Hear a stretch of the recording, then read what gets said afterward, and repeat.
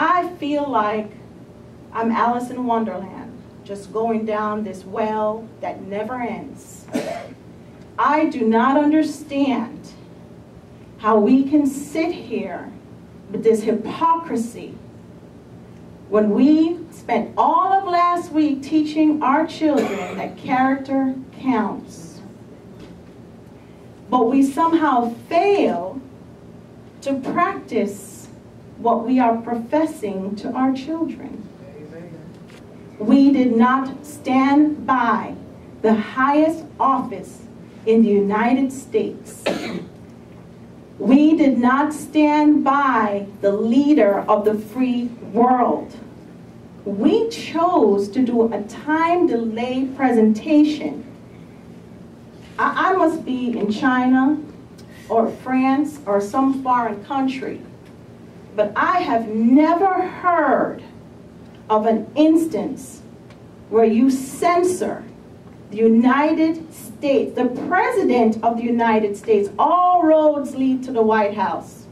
The Department of Security, Homeland, Department of Revenue, Department of Education. He is your boss. He is the commander-in-chief. But you didn't trust him enough to speak directly to our children? Who are you? Who are you? How dare you? Paul Lamoureux, I'm a retired teacher. I taught in Hackensack High School. Brendan Byrne came to my high school with very little notice, and we didn't stop him. So did Richard Nixon, and so did Ronald Reagan. They all three of them. We had a very powerful high school, I guess. But let me get back to the point. The road to a decision made by the superintendent seems to be marked by rumor, innuendo, lack of information, and political strong-arming. I am dismayed that our county school system allowed itself to be manipulated this way. The text of the speech was released in plenty of time for our honorable administrators to read and to realize the error of their decision. For our school administrators to dismiss not reading the text until late Monday and indicating that because it was a federal holiday, that's why they did that, shows contempt for the citizens, parents, and children who are asking their school administrators to reverse this poor decision. State political leaders, the very ones who railed against the speech, indicated they made a mistake in urging schools not to show the speech. Even national Republican leaders like Newt Gingrich talked about the value to be gained by hearing the speech live, not on tape delay. How difficult is it for school administrators to say, we're sorry, we made a mistake, we will broadcast the speech live? It shows an imperious attitude that should not be allowed to continue. Thank you. Director. Mr. Brown talked about, not disturbing the school day. We're always disturbing the classroom day. Right. We have assemblies on sexting, HPV, STDs, HIV/AIDS. Are these things that I want my students to learn or my kids to learn? Yes. But did I get an option of whether or not they can listen? No. I didn't sign a paper saying they couldn't do that. Matter of fact, I don't want my kids selling candy. But do I have a choice? No. They come home every day. We have to sell this. We got to do this, or I won't get a prize. Those are some of the things that we need to cut out. Selling this candy foolishness. Because it's not fair to our kids. If we don't sell, we don't get a prize. That's peer pressure, and that's not right. We're here to educate our kids, not to push them to be candy sellers. Also, we have guest speakers. If President Obama was our guest speaker, would we know what he was going to say, or any other guest speaker would say in advance? We don't get a message outlining what our guest speakers are saying. They come into our classroom, into our schools every day. Amen. We don't know what they're going to say. We hope they say the right things, but we don't know. And also, to censor him, I'm very disappointed. What should be censored is when a teacher can say to my 5-year-old on his report card that he acts silly and immature. He's 5, what do you expect? Those are the things that should be censored, teacher comments, not our president. Not when he comes to say that he comes to inspire and educate and hope that every child will be successful. We really need to rethink what we are sending. What message are we sending as adults, as board members, as superintendent? We're here to set an example to our kids, and we should think about the things that we do before we just go ahead and, act out against the will of everyone and not a few. Thank you. Good evening, Board.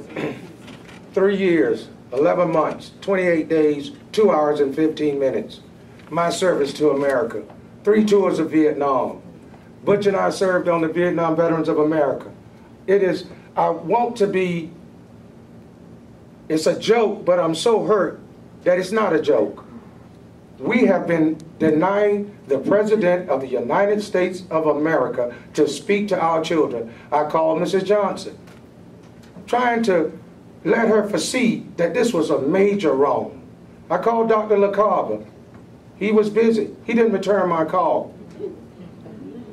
This rule, this policy is ambiguous. The system gonna crash.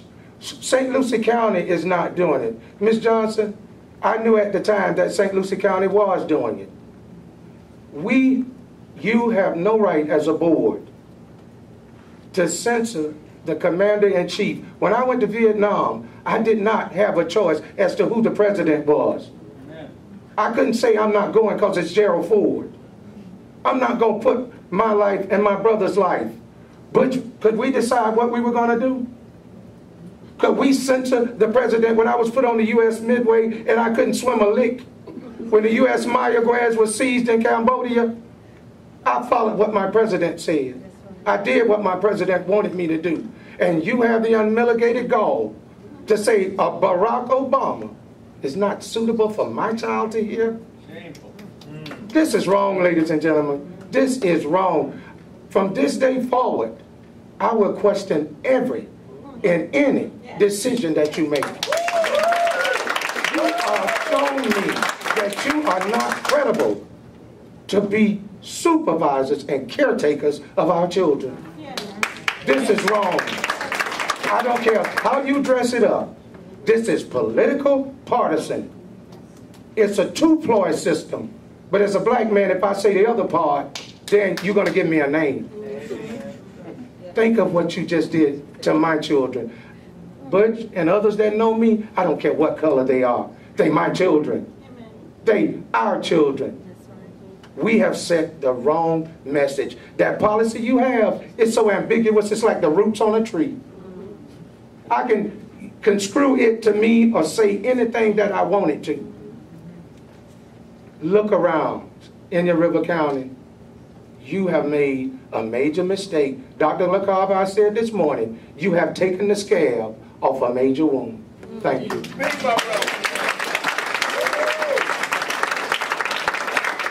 As you know, the situation that probably many of our citizens are sitting here to speak on evolves around the President's speech today. One of the decisions that you have to make as superintendent, of course, is, and I think the Reverend just brought it up, how do we serve the entire community? And sometimes those are tough decisions that have to be made. I want to thank the Gifford Pastoral Association for coming out and talking to me today. They had some suggestions, but due to some time constraints and some other issues, the things that they suggested just couldn't be done. And in the best interest of keeping school going, we went along with the decision that was made on Friday. Be it the right decision, this was not a win-win for me or win-lose. No matter what decision that was going to be made, they would have probably been on both sides in disagreement. And this is what America is all about. People disagreeing with each other, taking the opportunity to express those disagreements, and voicing them when necessary.